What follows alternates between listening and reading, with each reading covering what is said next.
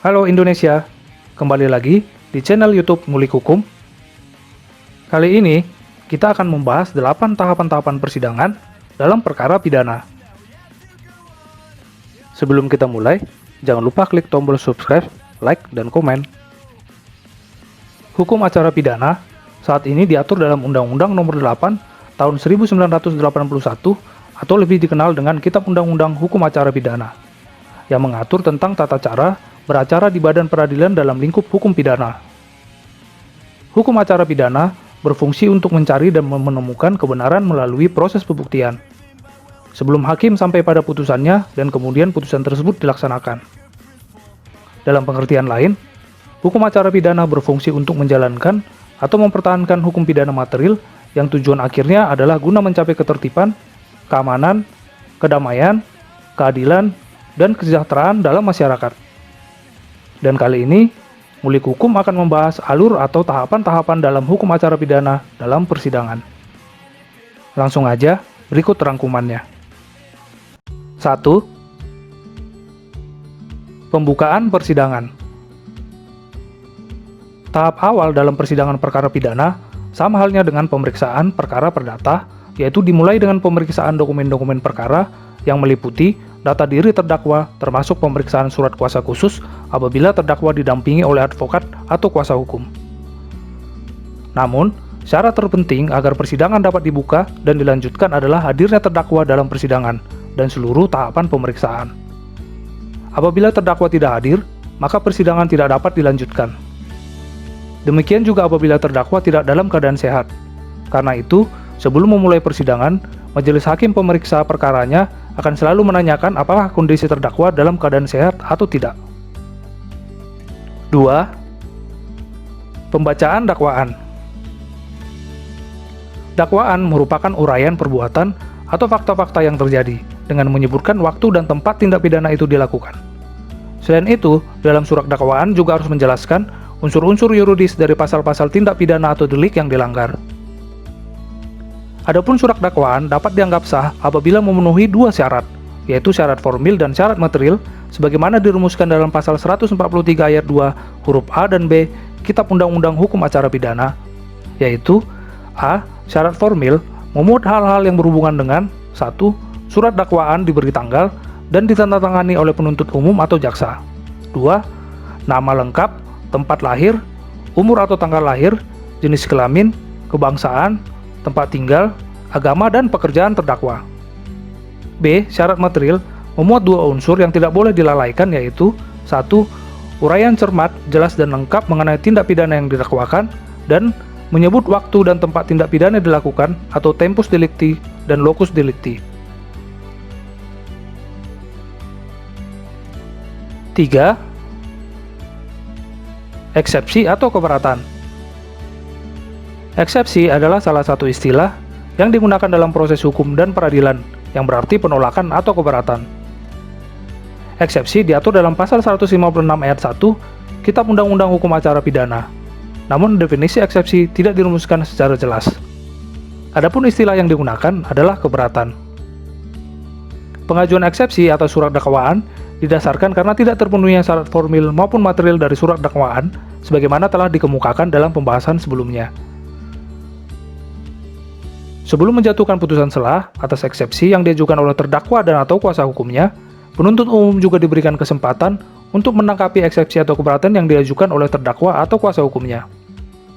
Selanjutnya, atas eksepsi yang diajukan oleh terdakwa dan atau kuasa hukumnya, majelis hakim akan menjatuhkan putusan sela yang menyatakan apakah eksepsi dari terdakwa dan atau kuasa hukumnya diterima atau tidak. Apabila eksepsi atau keberatan terdakwa dan atau kuasa hukumnya dinyatakan diterima, maka pemeriksaan perkara tersebut dihentikan. Namun apabila eksepsi atau keberatan dinyatakan ditolak, maka pemeriksaan perkaranya dilanjutkan. 4. Pembuktian. Pembuktian merupakan salah satu agenda terpenting dalam pemeriksaan perkara, baik perkara perdata maupun pidana.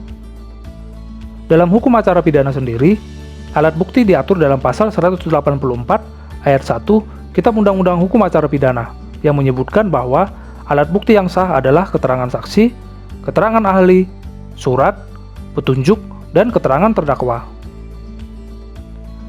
Baik penuntut umum maupun terdakwa diberikan kesempatan yang sama dan seluas-luasnya untuk membuktikan dakwaan atau membantah dakwaan dengan mengajukan alat bukti yang sah sebagaimana diatur dalam pasal 184 ayat 1 Kitab Undang-Undang Hukum Acara Pidana, yaitu saksi-saksi yang memberatkan maupun yang meringankan, mengajukan seorang ahli, dan mengajukan surat-surat. Baik saksi maupun ahli dalam memberikan keterangan akan terlebih dahulu dilakukan sumpah atau janji menurut agamanya. Sebagai salah satu alat bukti, terdakwa juga akan memberikan keterangannya tentang peristiwa hukum yang didakwakan kepadanya. Namun, berbeda dengan saksi dan ahli, terdakwa dalam memberikan keterangan tidak dilakukan sumpah. 5. Pembacaan tuntutan atau requisitoir.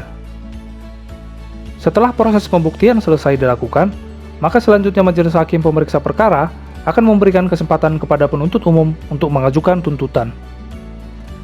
Surat tuntutan atau requisitoir adalah surat yang memuat pembuktian surat dakwaan berdasarkan alat-alat bukti yang terungkap di persidangan dan kesimpulan penuntut umum tentang kesalahan terdakwa disertai dengan tuntutan pidana.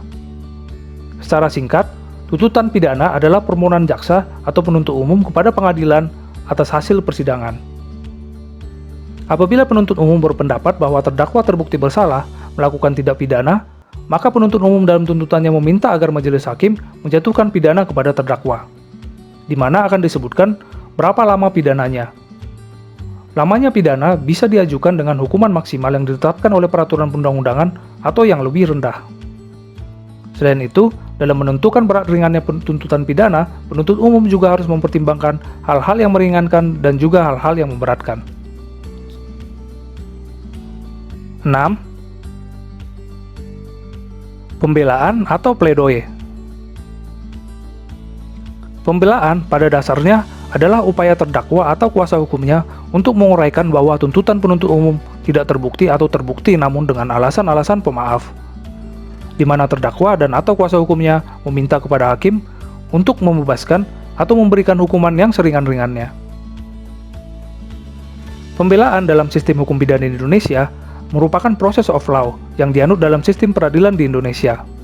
Hal ini dengan tegas diatur dalam pasal 182 ayat 1 butir C Undang-Undang Nomor 8 Tahun 1981 tentang Kitab Undang-Undang Hukum Acara Pidana, sehingga pembelaan bukanlah sekedar perlengkap belaka dalam proses persidangan pidana, melainkan merupakan suatu bagian yang terpenting dalam upaya mencari kebenaran material. Sama halnya dengan tuntutan, pembelaan atau pledo juga memuat alat-alat bukti yang diajukan dalam persidangan, berupa saksi-saksi dan ahli yang memberikan keterangannya di bawah sumpah, bukti-bukti surat, dan keterangan terdakwa. Selain itu, pembelaan juga memuat uraian unsur-unsur tindak pidana yang didakwakan kepada terdakwa, serta permohonannya yang dapat berupa permintaan bebas dari segala tuntutan atau dapat meminta agar majelis hakim menjatuhkan putusan yang seringan-ringannya. 7. Replik dan duplik. Istilah replik maupun duplik pada dasarnya tidak secara jelas tercantum dalam Kitab Undang-Undang Hukum Acara Pidana. Adapun dalam Kamus Besar Bahasa Indonesia disebutkan bahwa replik adalah jawaban penuntut atau jaksa atas tangkisan terdakwa atau pengacaranya. Replik pada dasarnya merupakan tanggapan penuntut umum terhadap pembelaan atau pledo yang diajukan oleh terdakwa dan atau kuasa hukumnya. Hal ini disebutkan dalam pasal 182 ayat 1 huruf C yang menyebutkan tuntutan, pembelaan, dan jawaban atas pembelaan dilakukan secara tertulis, dan setelah dibacakan, segera diserahkan kepada hakim ketua sidang dan turunannya kepada pihak yang berkepentingan. Sedangkan, duplik dalam Kamus Besar Bahasa Indonesia disebutkan adalah jawaban kedua dari terdakwa atau pembela sebagai jawaban atas replik. 8. Putusan. Setelah seluruh proses pemeriksaan pembuktian dan jawab-menjawab selesai, maka selanjutnya majelis hakim yang memeriksa perkara tersebut akan menjatuhkan putusan. Undang-undang memberi kebebasan kepada hakim untuk menjatuhkan putusan, baik itu menjatuhkan pemidanaan dengan hukuman minimum dan maksimum yang diancam dalam pasal pidana bersangkutan, maupun menjatuhkan putusan bebas. Walaupun hakim memiliki kebebasan dan independensi dalam menjatuhkan putusan, namun terdapat batasan-batasan dalam menjatuhkan putusan. Adapun batasan-batasan tersebut adalah 1. Tidak boleh melebihi ancaman maksimal pasal yang didakwakan. 2. Tidak diperkenankan memberikan putusan pemidanaan yang jenis pidananya tidak ada acuannya dalam Kitab Undang-Undang Hukum Pidana atau peraturan pidana di luar Kitab Undang-Undang Hukum Pidana, atau seseorang tidak boleh dipidana apabila tidak ada aturan yang mengaturnya. 3. Putusan pemidanaan itu harus memberikan pertimbangan yang cukup berdasarkan bukti-bukti yang cukup. Demikian uraian mengenai 8 tahapan-tahapan dalam perkara pidana menurut Ngulik Hukum. Sampai jumpa di video-video selanjutnya, dan jangan lupa klik tombol subscribe untuk mendapatkan notifikasi video terbaru. Gracias!